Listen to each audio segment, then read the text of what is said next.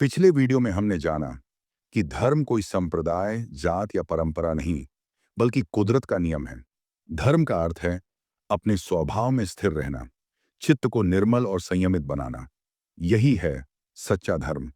लेकिन आज हम बात करने जा रहे हैं उस अभ्यास की जो धर्म के उसी स्वाभाविक अर्थ पर आधारित है, पर जिसे अक्सर लोग बौद्ध धर्म कहकर संप्रदाय समझ बैठते हैं।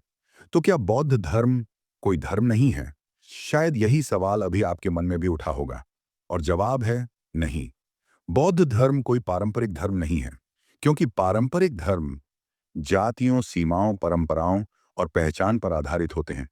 पर सोचिए, क्या ये सब पहले से थे, जब यह सृष्टि बनी थी, या जब पृथ्वी पर मनुष्य ने पहली बार आंखें खोली होंगी? तो क्या कोई कह रहा था, मैं हिंदू हूं, मैं मुसलमान हूं, या मैं किसी जाति से हूं? नहीं, तब कोई भेद नहीं था। हम सब एक ही मिट्टी से बने थे। शरीर एक जैसा, रक्त एक जैसा, पीड़ा एक जैसी, और खोज भी एक जैसी, शांति की। तो जो भी अलगाव हम आज महसूस करते हैं, वो सब इंसानों द्वारा बनाए गए हैं। बौद्ध धर्म उन्हीं कृत्रिम दीवारों को हटाता है। वो हमें हमारी असल मानवता की ओर लौटाता है, जहां ना कोई जात है, ना ऊंच नीच, बस अनुभव है, बस अभ्यास है। ये एक आध्यात्मिक अभ्यास का मार्ग है जो हर किसी के लिए खुला है। ये कोई मत या संप्रदाय नहीं, बल्कि जीवन को जैसा वह है वैसा ही देखने और समझने की एक कला है। और हाँ, अगर आप उन लोगों में हैं जो आत्मा, चेतना या दूसरे आयामों को समझना चाहते हैं, तो बौद्ध मार्ग आपके लिए बहुत कुछ खोल सकता है।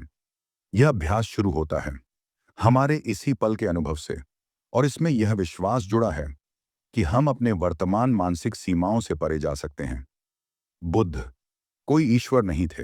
वे एक मनुष्य थे जिन्होंने अपने चित्त की गहराई में उतरकर देखा कि यही चित्त सुख का कारण बनता है, और यही दुख का भी। और जब उन्होंने इस सत्य को देखा, तो उन्होंने एक ऐसा मार्ग बताया जो हमें भी जागृति और निर्वाण की ओर ले जा सकता है। बौद्ध धर्म कोई मान्यता आधारित प्रणाली नहीं है। यह है चित्त को निर्मल करने का अभ्यास, धर्म के उसी स्वरूप पर आधारित जिसे हमने पहले समझा था।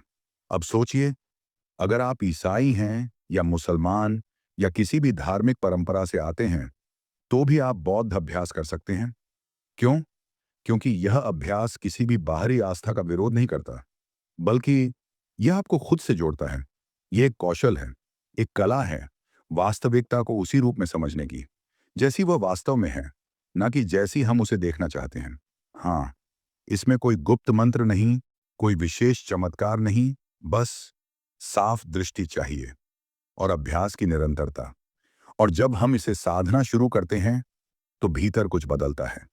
एक ऐसी शांति उत्पन्न होती है जो ना तो बाजार से खरीदी जा सकती है और ना किसी किताब में पूरी तरह समझी जा सकती है। उसे केवल अनुभव किया जा सकता है। और यह यात्रा हम अकेले नहीं करते। इस मार्ग में हमारे साथ होते हैं वो लोग जो भीतरी बदलाव की इस प्रक्रिया में हमारे साथी बनते हैं। उन्हीं से बनता है संघ, एक जीवित, सजीव समुदाय जो केवल संगठित नहीं, बल्कि समर्पित होता है अभ्यास की गहराई में उतरने के लिए। धर्म शब्द यहां वही अर्थ रखता है जो हमने पिछले वीडियो में जाना, वो नियम जो हर वस्तु के स्वभाव से जुड़ा है, वही नियम जिस पर चलकर चित्त निर्मल और कर्म कुशल होते हैं। तो जब हम कहते हैं बौद्ध धर्म धर्म नहीं है, तो हमारा आशय है यह कोई संप्रदाय नहीं है, बल्कि यह वह अभ्यास है जो हमें सच्चे धर्म यानी निसर्ग के नियमों के अनुसार जीना सिखाता है।